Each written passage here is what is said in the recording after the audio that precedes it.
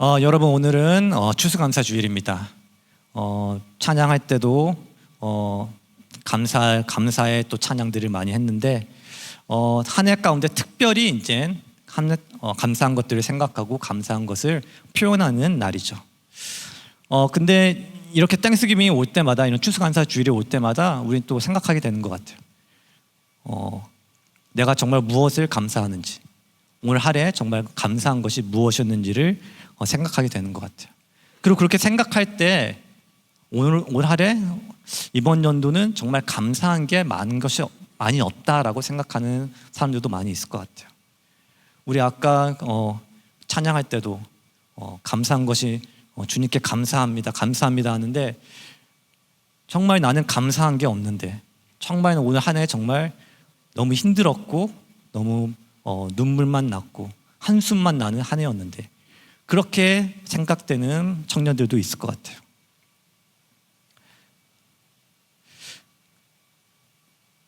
그리고 또 한 해 동안 열심히 기도하고 또 하나의 기도 제목을 위해서 기도했지만 그것이 아직도 응답되지 않아서, 새해 때 내놓은 그 기도 제목이 아직도 응답되지 않아서 또 그 안에서 그 응답되지 않은 기도 제목 때문에 더 힘들어하고 있는 청년들도 있을 것 같아요. 하지만 성경은 그럼에도 불구하고 우리한테 감사하라고 말합니다. 단순히 이 땡스기빙, 이 추수감사 주일에 한 주만 감사라는 게 아니라 데살로니가전서 5장 18절에 보면은 범사에 감사하라고 말해요. 이것이 그리스도 예수 안에서 너희를 향한 하나님의 뜻이라고 말해요. 또 에베소서 5장 20절에는 주 예수 그리스도의 이름으로 항상 아버지 하나님께 감사하며 라고 말해요. 즉 모든 상황에 모든 상황 가운데서 또 항상 감사하는 게 우리를 향한 하나님의 뜻이라고 성경은 말해요. 근데 여러분의 삶을 사다 보면 잘 아시잖아요. 항상 그러지 못한다는 거, 매년 그렇지 못한다는 거, 오히려 그러지 못하는 상황과 그러지 못하는 그런 감정 가운데 살게 되는 게 오히려 더 많다는 것을 여러분은 느끼잖아요. 그렇게 감사할 수 없는 상황 가운데서, 감사할 마음이 들지 않는 그런 상황 가운데서 억지로라도 감사하는 게 성경이 말하는 그 감사함이냐라는 생각을 또 하게 되죠. 아니면 나는 행복합니다라고 계속 하는 것처럼 나는 감사합니다라고 계속 말해서 자기 세뇌를 하는 게 성경이 말하는 감사함이라는가라는 생각을 하게 되죠. 그렇지 않을 거예요. 우리가 감사하는 것, 우리가 감사할 수 있는 것, 성경이 말하는 모든 상황 가운데서 항상 감사하라는 것이 그렇게 억지로, 그렇게 자기 세뇌하듯이 그렇게 마음에도 없는 소리를 하는 그런 감사가 아닐 것입니다. 성경이 우리에게 모든 상황에서 항상 감사하라고 할 때는 진짜로 어떤 상황에서든지 진심으로 감사하길 원해서, 정말 마음으로 우러나오는 그 감사를 하길 원해서 명령하고 있을 거예요. 더 나아가서 우리가 이렇게 감사하고 있지 않다면은, 우리가 이렇게 항상 모든 상황 가운데서 진심으로 감사하고 있지 않다면은 이것은 우리가 하나님의 뜻을 따라 살고 있지 않고 있다는 말이죠. 우리가 하나님의 뜻을 어기면서 살고 있다는 거예요. 그래서 우리는 이 감사라는 문제에서 한번 진지하게 생각할 필요가 있다는 거예요. 감사할 상황이 아닐 때, 감사할 것이 없을 때 어떻게 감사할 수 있는지, 모든 것이 무너지는 것과 같은 그런 상황 가운데서도 그럼에도 어떻게 감사할 수 있을까? 이 질문에 대한 답이 우리에겐 필요하다는 것이죠. 그래서 그 답을 오늘은 성경의 한 인물을 통해서 한번 배우고자 합니다. 그 인물은 바로 하박국이라는 사람입니다. 오늘 우리가 읽은 본문의 제목의 그 인물인데요, 이 하박국은 고대 이스라엘의 선지자였습니다. 하나님의 말씀을 받아서 전하는 사람이었어요. 근데 이 하박국은 이 이스라엘이 어떻게 보면 가장 힘들었던 시기 때 활동했던 선지자였습니다. 이 이스라엘 나라가 북이스라엘과 남유다로 찢어져서 그 옛날에 어떤 그 강했던 모습은 다 사라졌고, 그 갈라진 그 나라 중에서 이제 북이스라엘은 이미 망해버렸고 남유다만 남아있는데, 이 남유다도 이 주변의 강대국에서 위협을 받고 있는 상황이었어요. 그리고 나라 안에서는 그나마 남유다에서 좋다라고 평가되었던 이 요시야 왕이 죽고 그의 아들이 그 왕위를 물려받았는데 그 왕은 전혀 아버지와 같지 않은 악한 왕이었어서 백성을 착취하고 자신의 영광을 위해서, 자신만을 위해서 이 나라를 통치하는 그런 악한 왕이었습니다. 이런 상황 가운데서 이 하박국은 하나님께 놀라운 고백을 합니다. 오늘 본문이었던 3장 17절부터 19절인데요. 이렇게 말합니다. 비록 무화과 나무가 무성하지 못하며 포도나무에 열매가 없으며 감람나무에 소출이 없으며 밭에 먹을 것이 없으며 우리의 양이 없으며 외양간에 소가 없을지라도 나는 여호와로 말미암아 즐거워하며 나의 구원의 하나님으로 말미암아 기뻐하리로다. 주 여호와는 나의 힘이시라. 나의 발을 사슴과 같게 하사 나를 나의 높은 곳으로 다니게 하시리로다. 무화과 나무가 무성하지 않고 포도나무에 열매도 없고 감람나무에도 열매 없고 밭에 수확도 없고 양과 소도 없을지라도, 먹을 것도 없고 입을 것도 없고 그 모든 것이 없을지라도 그럼에도 나는 기뻐한다라고 고백해요. 그럼에도 나는 즐거워한다. 나는 감사합니다. 이렇게 오늘 하박국은 고백하고 있어요. 어떻게 이렇게 고백할 수 있을까요? 나라를 보면은 전혀 소망이 없어요. 나라를 통해서 전혀 도움을 받을 수 있을 것 같지 않아요.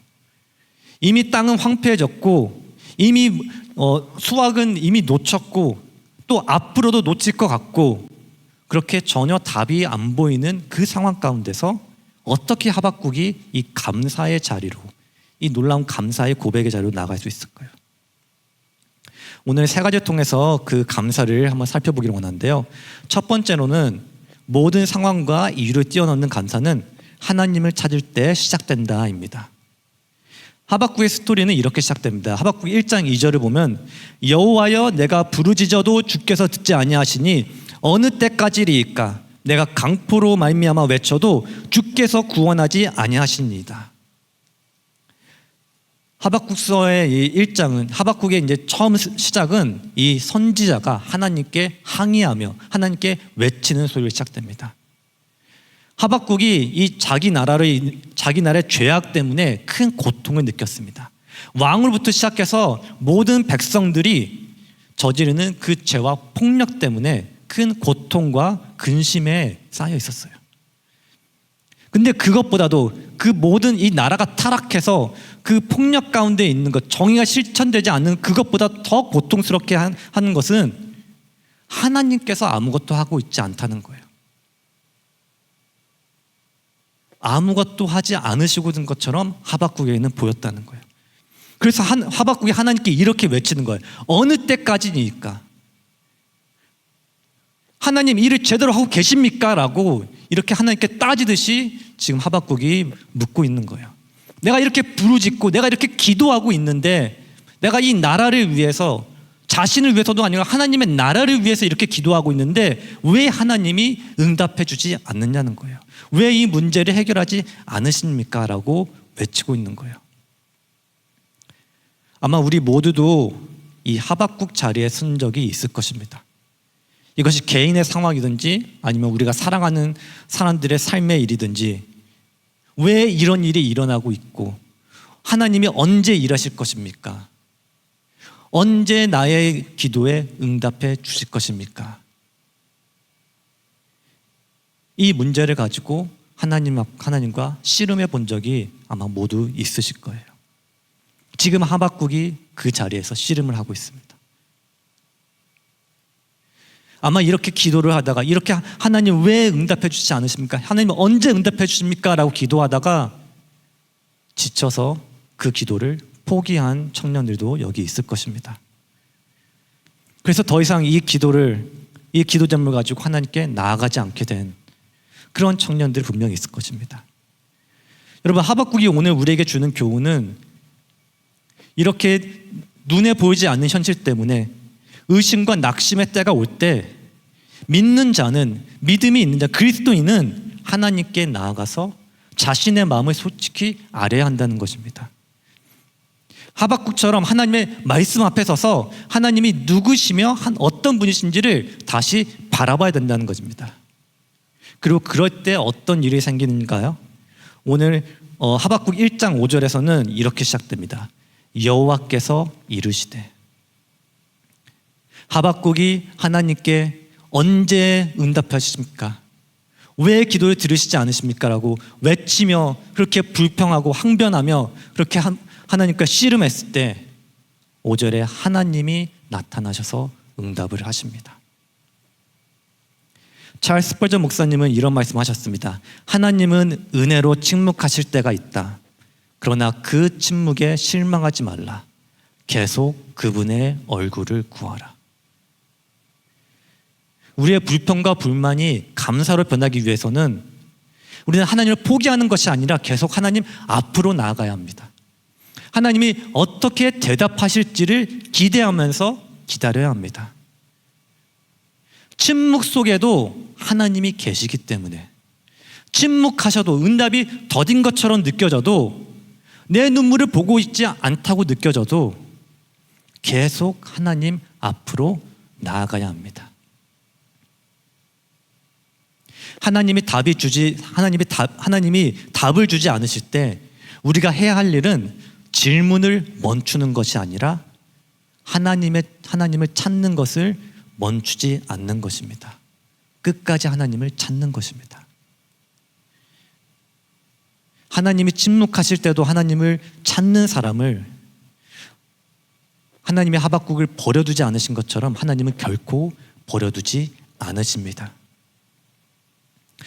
두 번째로 하박국이 우리에게 가르쳐주는 것은 모든 상황과 이를 뛰어넘는 감사는 믿음에서 시작된다라는 것입니다. 1장에서 하나님께 어느 때입니까? 라고 언제까지 침묵합니까? 라고 왜 응답하지 않습니까? 라고 외치던 하박국은 우리가 읽은 본문 3장을 보면은 완전히 달라진 모습을 보입니다. 하나님께 따지던 그 모습은 없어지고 무릎 꿇고 기도하는 모습으로 변하게 됩니다. 하나님께 따지면서 항의하던 그 입술은 하나님을 찬양하는 입술로 변하게 됩니다. 그 변화의 핵심이 바로 여기에 있습니다. 2장 4절을 보면은 보라 그의 마음은 교만하며 그 속에서 정직하지 못하나 의인은 그의 믿음으로 말미암아 살리라.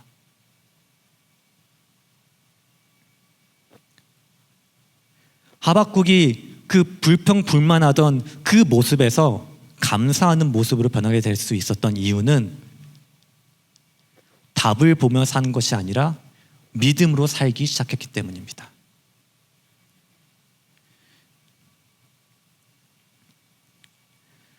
하박국이 자기의 나라를 위해서 기도하고 정의를 위해서 기도하고 율법이 지켜지도록 예배가 다시 소생하도록 회복되도록 기도했지만 응답이 없었을 때 하나님이 책임을 다하지 않는다고 생각했죠.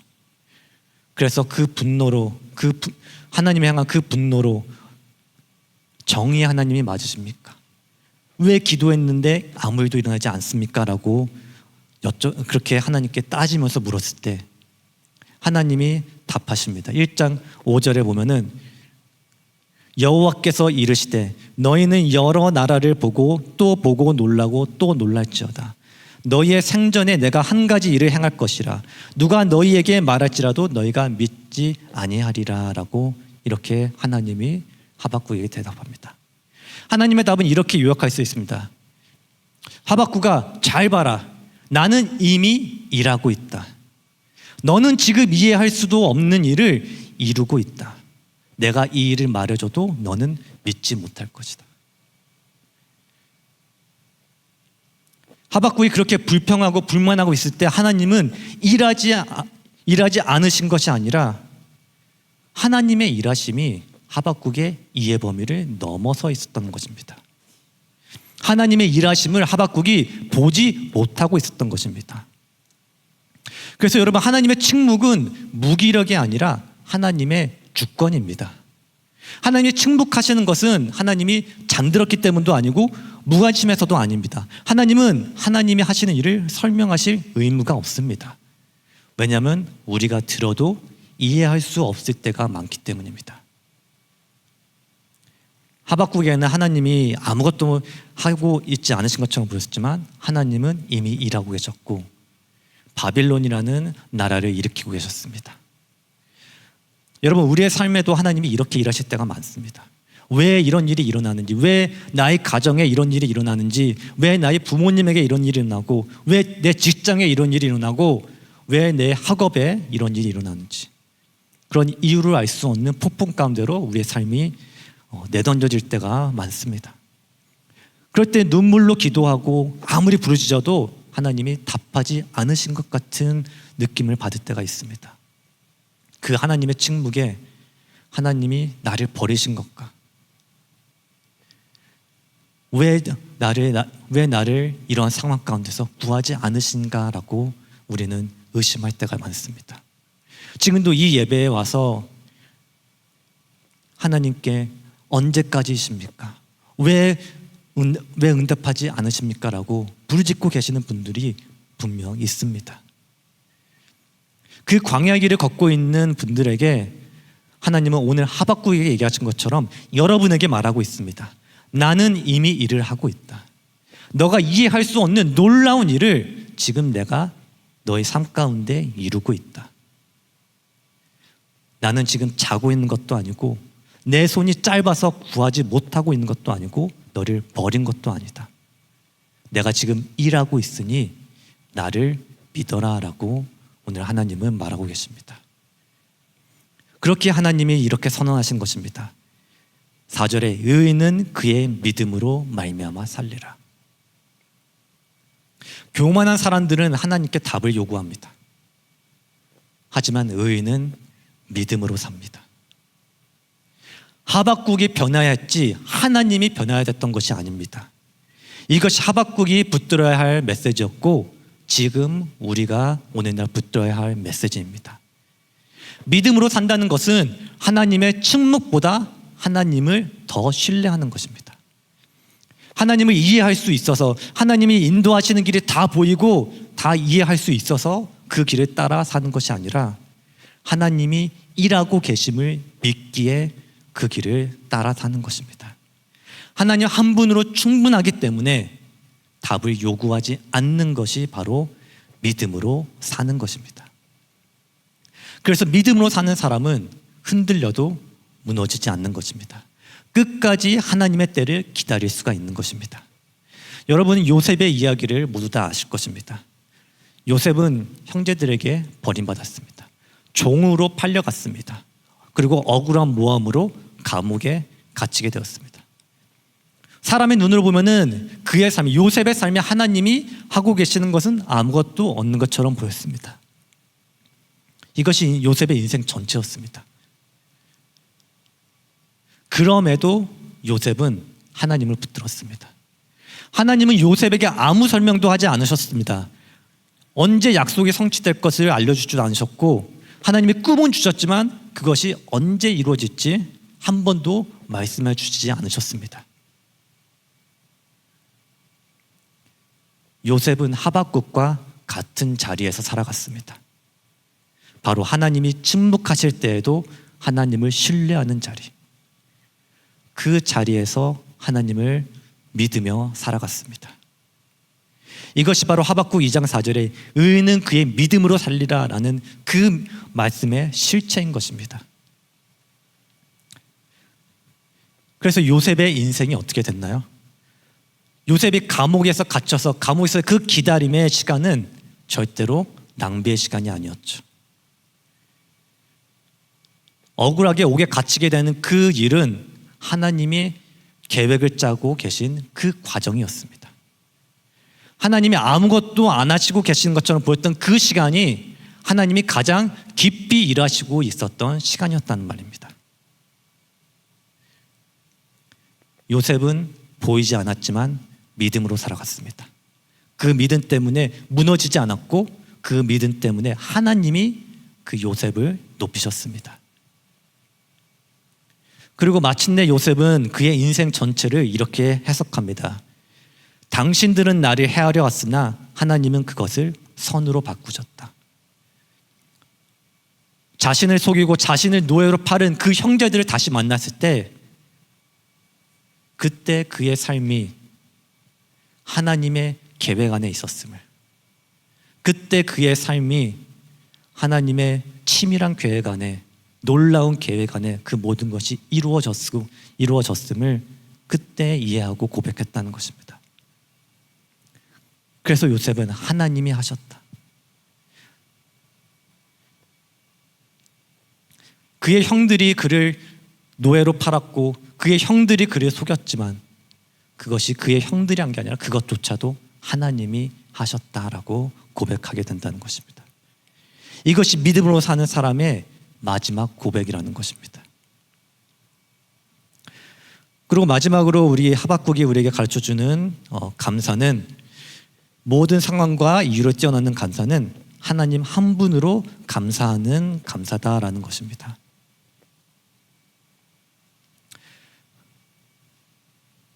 하박국 3장에서 보면은 하박국은 항의에서 찬양으로 바꿉니다. 3장 2절에 하박국은 여호와여 내가 주께 대한 소문을 듣고 놀랐나이다 라고 고백합니다. 이제 하박국은 내가 하나님의 말씀을 들었습니다. 이제 알겠습니다 라고 고백합니다. 욥이 하나님의 질문 앞에서 잠잠해졌던 것처럼, 느부갓네살 왕이 하나님 앞에 겸손히 낮춰졌던 것처럼, 또 아삽이 하나님의 성소 앞에서 그의 시각이 바뀌었던 것처럼 하박국도 2장에서 들은 하나님의 말씀 앞에 겸손히 엎드립니다. 그리고 그제서야 우리가 본 3장 17절부터 19절과 같은 그 고백이 나옵니다.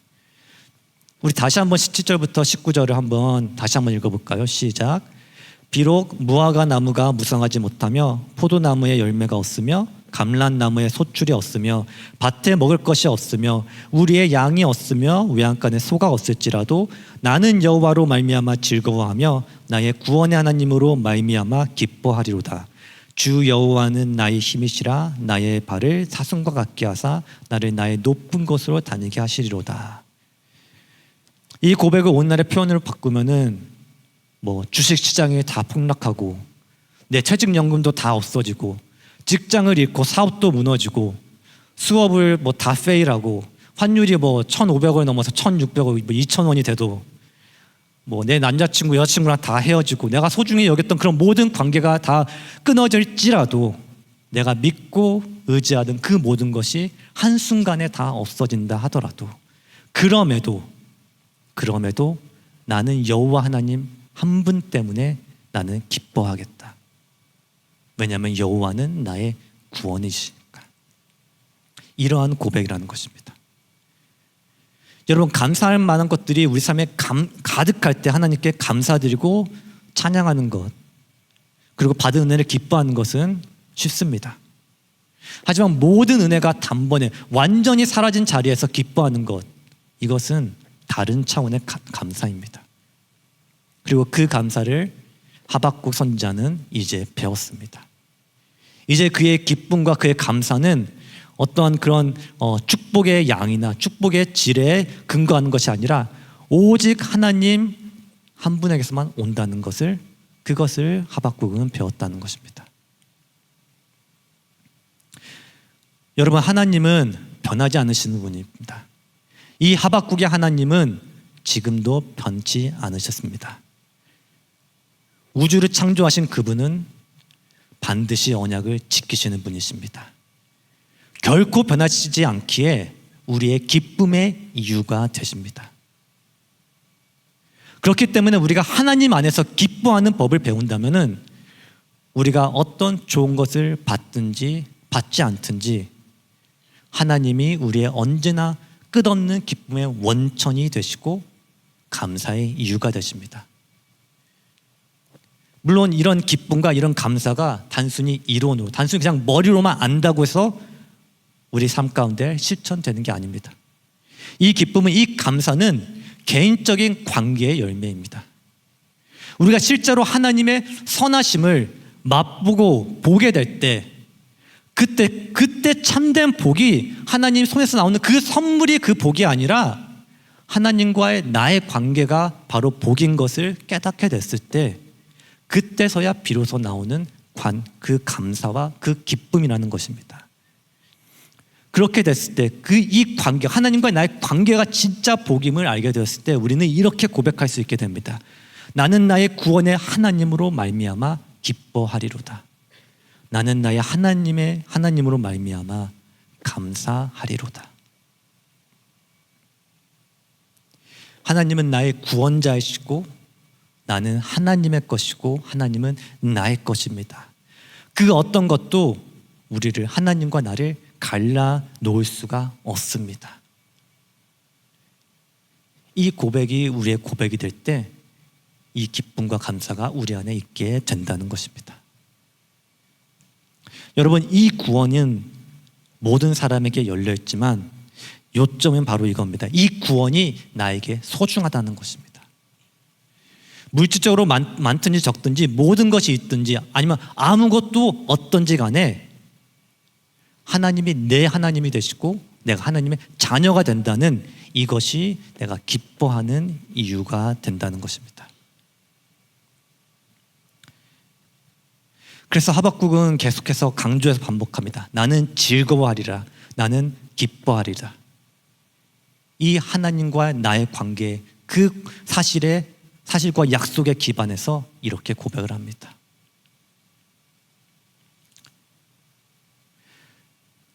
그리고 하박국은 하나님이 자신을 사슴과 같이 높은 곳에 세워준다고 말합니다. 내가 단지 이 힘들고 이 슬픔과 이 눈물이 나는 한숨이 나는 이 시간을 그냥 견디게 하는 정도가 아니라 그 엄청난 역경을 넘어 일어서고 빠르게 전진하는 그런 사슴과 같이 하나님께서 나를 만들어 주신다는 것입니다. 오르지 않고 그냥 그 자리에 멈춰서 있는 것이 아니라 하나님께서 새로운 높이로 올라가게끔 하나님께서 나를 만들어 주신다는 것입니다. 산과 언덕이, 내 산 가운데 산과 언덕이 오히려 나를 두렵게 하는 게 아니라 오히려 그 가운데서 더 깊이 하나님의 능력을 경험할 기회임을 내가 발견하게 됐다는 것입니다. 그래서 앞에 오르막이 보일 때 그 문제에 낙심하게 되는 것이 아니라 그 문제를 통해 하나님의 능력을 기뻐하게 될, 깊게 경험하게 될 그 가능성에 내가 기뻐하게 된다는 것입니다.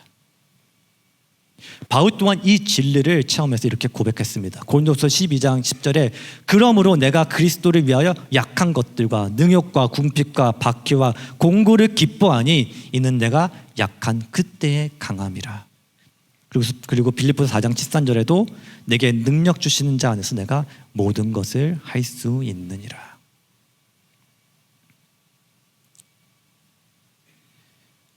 하박국 3장 19절에 하박국의 고백처럼 하나님이 나를 나의 높은 곳으로 다니게 하시리로다. 내가 두려워하는 그 높은 자리까지도, 그 험한 산에서도 하나님이 우리를 데려가 주시고 그곳을 걸을 수 있는 힘을 주신다는 약속의 말씀입니다.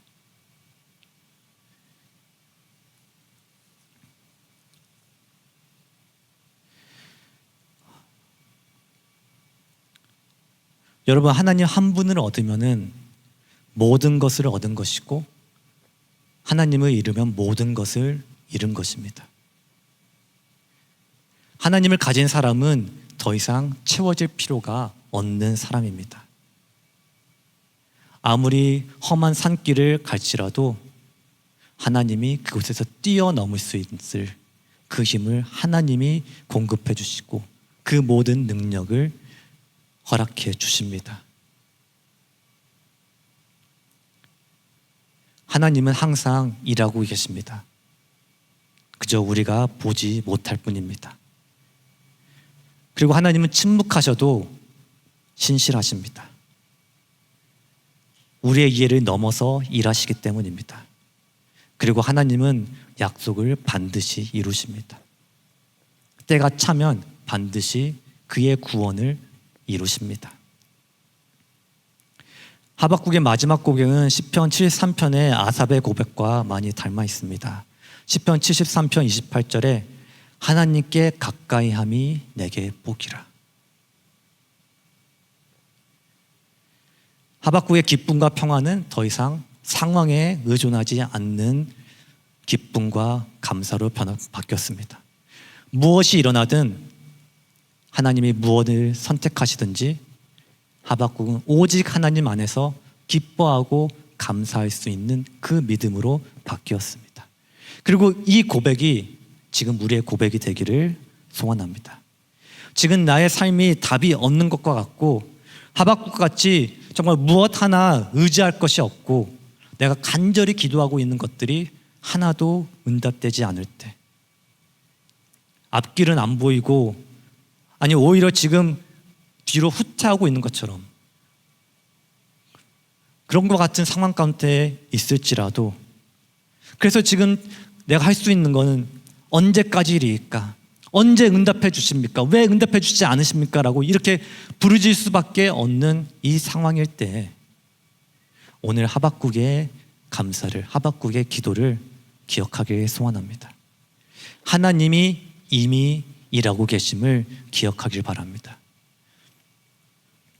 지금 여러분이 생각하는 이 언프로덕티브한 그런 시간일지라도, 지금 내가 뭔가에 그냥 스떡되어 있어서 아무것도 이루어지고 있지 않은 것과 같은 그 시간이라도 하나님이 가장 깊게 일하시고 계시는 시간임을 반드시 기억하길 바랍니다.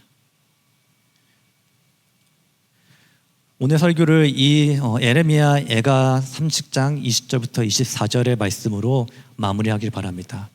이 말씀의 구절이 여러분의 고백이 되기를 모두 소원합니다. 우리 함께 한 목소리로 함께 다 함께 읽겠습니다. 시작.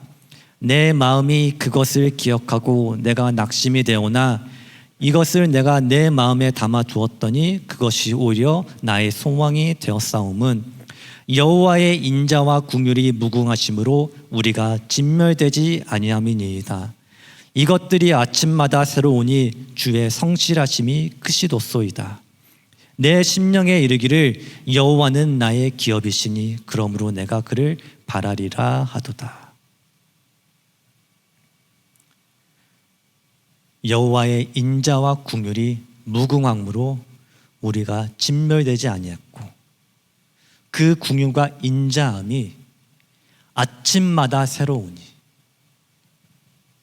그 긍휼과 그 인자하심을 매일 맛보며 나의 상황이 변하지 않더라도 감사하며 주님 앞에 나아갈 수 있는 그 믿음을 가진 모든 예언공동체 청년들이 되시기를 소원합니다.